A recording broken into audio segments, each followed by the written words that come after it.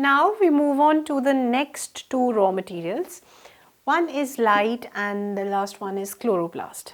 Now talking about the light, you know the sunlight that is incident on earth, it has different wavelengths inside it. We have entire electromagnetic spectrum in the sunlight. Now this again is from your knowledge of chemistry and physics, where you study the various wavelengths into which the white light or the sunlight is divided. What we are concerned about in the photosynthesis is this part of the light. This part of the electromagnetic spectrum. If we go in terms of wavelength, I am talking over here. If we go to this side, we have infrared radiation, and they go as much as 2700 nanometers in terms of wavelength, and the ones which from 300 to 390 nanometers, they are UV rays, that is ultraviolet rays, infrared rays, and our area or our zone of concern is VIBGYOR, which ranges between 390 nanometer to 760 nanometer.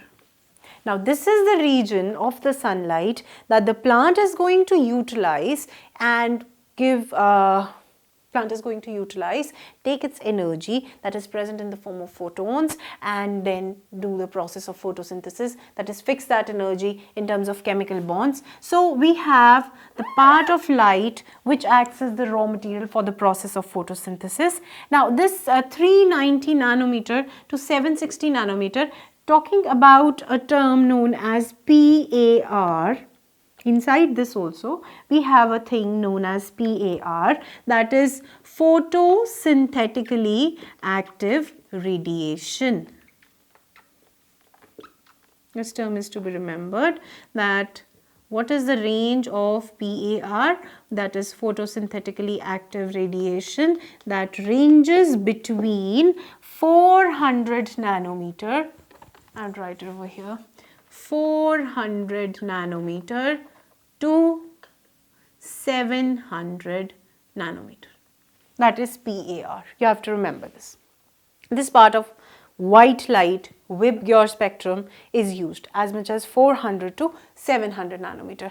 Now what you have to remember, one more thing you have to remember, that you know your knowledge from electromagnetic spectrum should be stern enough by at this stage, that as the wavelength increases, the energy of the light decreases. So the light which would be at this stage would have the highest, this value of wavelength will have the highest energy, and that will be present over here will have a lower energy, relatively lower energy. So basically this part of the spectrum will have higher energy and this part will have lower energy, but the wavelength would be greater, of course.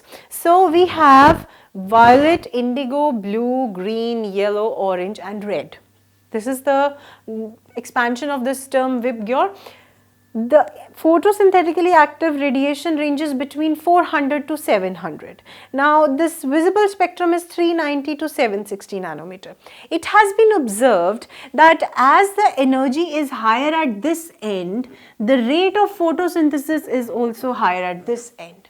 And another end, that is the red part, that also plays an important role. We will come to know how it does. The red part of the spectrum has an important role in photosynthesis, but comparatively the rate of photosynthesis is not as high as in the case of this particular wavelength where the energy is higher. So you have to keep in mind that the radiations with a wavelength 390 to 470 nanometers have the highest rate of photosynthesis.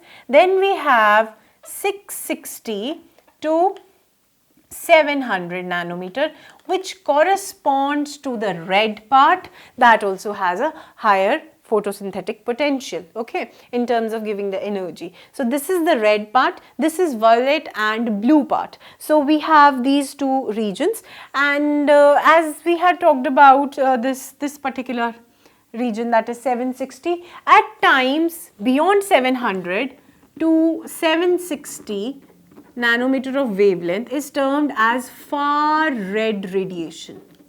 Okay, at times this far red radiation could also be used by certain cells of the plant or certain pigments. So we have this much range of photosynthetically active radiation. In that photosynthetically active radiation, we have to keep in mind where the energy is higher and where it is lesser, and which has the crucial part. For that we have action spectrum and absorption spectrum, which is covered in a different lesson. For now, you have to remember that this part of the sunlight, white light, in the electromagnetic spectrum has an important role in photosynthesis. The most important role is played by photosynthetically active radiation, and it is believed, or it is there, that inside the white light there are packets of energy that is known as photons. Okay. That is the quantitative term, and the energy inside it is measured in terms of quantums.